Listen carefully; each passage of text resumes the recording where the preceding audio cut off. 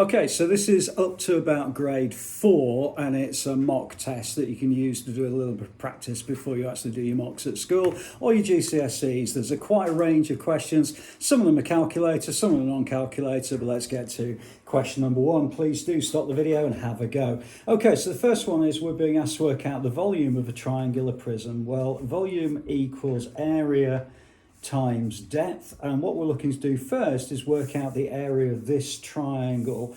Well, the area of a triangle is going to be base times height divided by 2, and we're going to multiply by that by the depth, which is 7. Okay, so base is going to be 6 times a height of 5 over 2, and if you calculate all of this, you're going to get 15 times 7, which is 105 centimetres cubed, and that would be the answer to the first question. So it should be fairly straightforward for you to do those sorts of questions. Let's move on then to question number 2, which involves sequences. Okay, please do stop the video, have a go, compare your solutions. So with sequences, we've been given the first 5 terms of the sequence, 33, 28, and so on. Find the value of the first negative number. Well, if we look at this, what we're doing is we're minusing 5 each time. So if we just kind of carry on with doing that, we're going to get 13 minus 5 is going to be 8.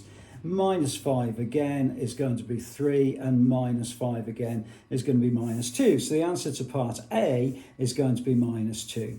Part B, we've actually already started because we're going to use what's called the nth term, or the common difference formula. So the first common difference is minus 5, and then the other part of it is we need to find something called the zero term, which is where the sequence begins from. If you're not sure about any of these things, please do have a look on the channel, and there are some questions that deal with this. So the first thing is, as I mentioned, we got minus 5n. We're looking for the nth term, so minus 5n, and then the zero term is 38, because that's where it actually starts from, and that would be then plus 38. Now, some people might write that as 38 minus 5n, and that would be perfectly fine. If you're not sure about any of these things, let me know, put a comment below, I'll always come back to you. And also, if you visit the site, there are some playlists that you can have a look at and some worksheets to go through. Okay, let's move on then to question number 3. There are, I think, 12 questions on this particular worksheet. So this one is work out the size of the exterior angle of an octagon. Well, the size of any exterior angles of an octagon are going to add up to 360 degrees. So it's going to be 360 divided by 8, which is 45 degrees. So all the external angles of any regular polygon add up to 360 degrees. And so all you need to do is just divide by 8. That's it. Okay, let's move on then to question number 3. So question number 3, we've got a circle has a radius of 11 centimeters. Work out the circumference. Okay, so for that, you just need the formula for the circumference of a circle, and that's going to equal pi d. Some people will say 2 pi r. I tend to use pi d. And if you can imagine what you've got, just be very careful here, because they've given you the radius of 11, which basically means we've got a circumference of 22. So these are only going to be 1 or 2 mark questions. So please don't lose that mark. Always just remember that it's going to be pi d for the circumference of a circle.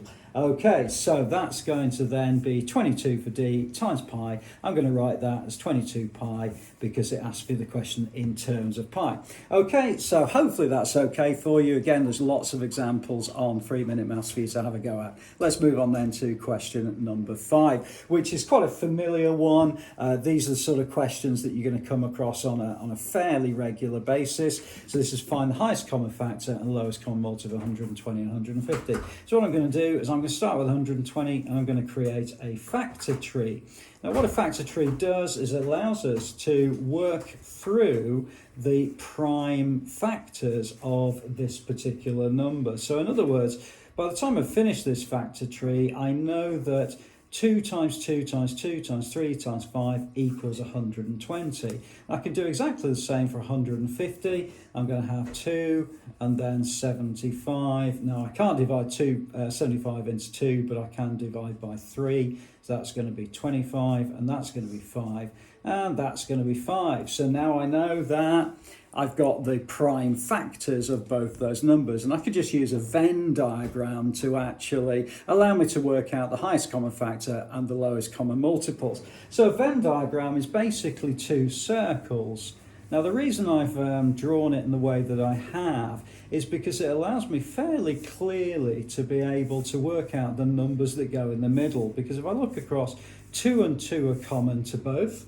Also 3 is common to both, and 5 is common to both, and that actually will be the way in which I'm going to calculate the highest common factor. But I also need to take into account the other prime factors of each of the numbers, so therefore I just need to look again at 120, and I've got two 2's over here, so I'm going to put those separately, and I've got a 5 over here, so I'm going to put that separately. So where the Venn diagram overlaps in the middle is actually the highest common factor, and then the rest of it, or the whole lot multiplied together, is the lowest common multiple. You'll see what I mean. If you're not sure, there is a playlist on this particular one. So the highest common factor is going to be this middle overlap bit, which is going to be equal to 2 times 3 times 5, so that's going to be 30. And the lowest common multiple is all of these numbers multiplied together. Well, I know those are 30, so then I'm going to multiply that by 2,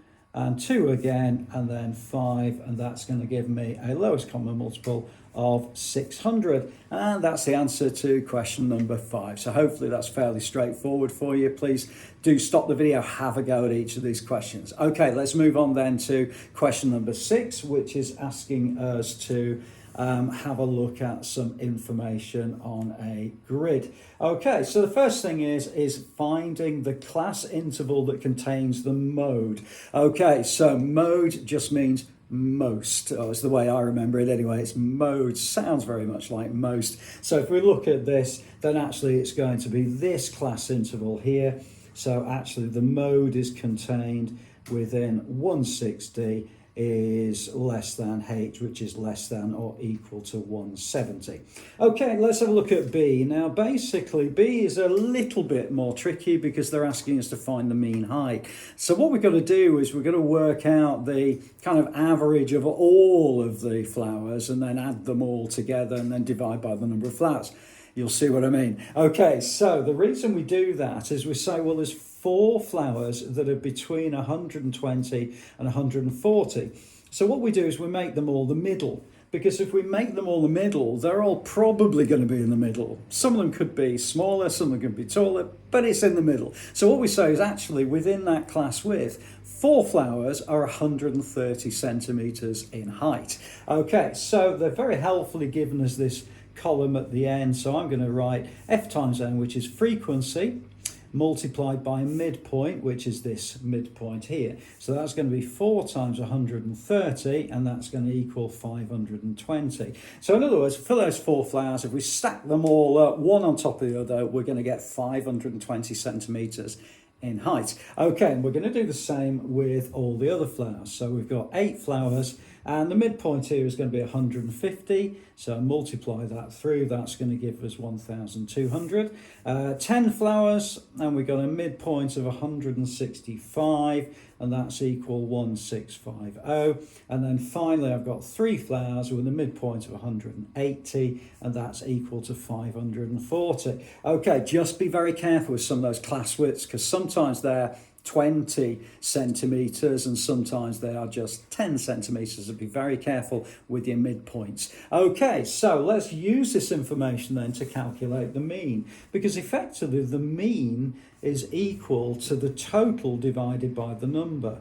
So if I add up all of the heights of all of the flowers all together, I'm going to get 3,910 centimeters. This is shy of 4 meters. So 4 meters length height of flowers, end to end, and that would be the amount of flowers all added together. Now actually, because of the frequency information we've got, we know there's 25 of them. So what I'm going to do is I'm going to divide my total of 3,910 by 25, and that means my average flower is going to be 156.4 centimeters tall.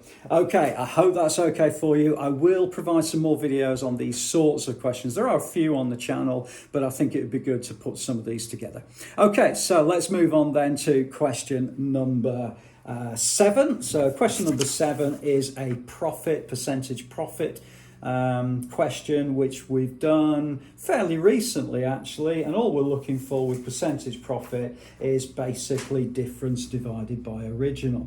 Okay, so difference over original multiplied by 100 is going to give us the information that we need. Okay, so that's going to be a difference of 192,600 minus 180,000 divided by the original, which is 180,123, and that's going to give us a 7% profit. Okay, so hopefully that's okay for you. Fairly straightforward, that one, as is the next one. So let's have a look then at question number 8. So Julie goes on holiday and she's got an exchange rate. So basically what we're saying is for every £1, she's going to get 118 euros. So she's got £250. We've multiplied that by 250, so we multiplied this side by 250. So she's actually going to get 295. So the answer to that one is 295 euros. So hopefully not too bad, that one.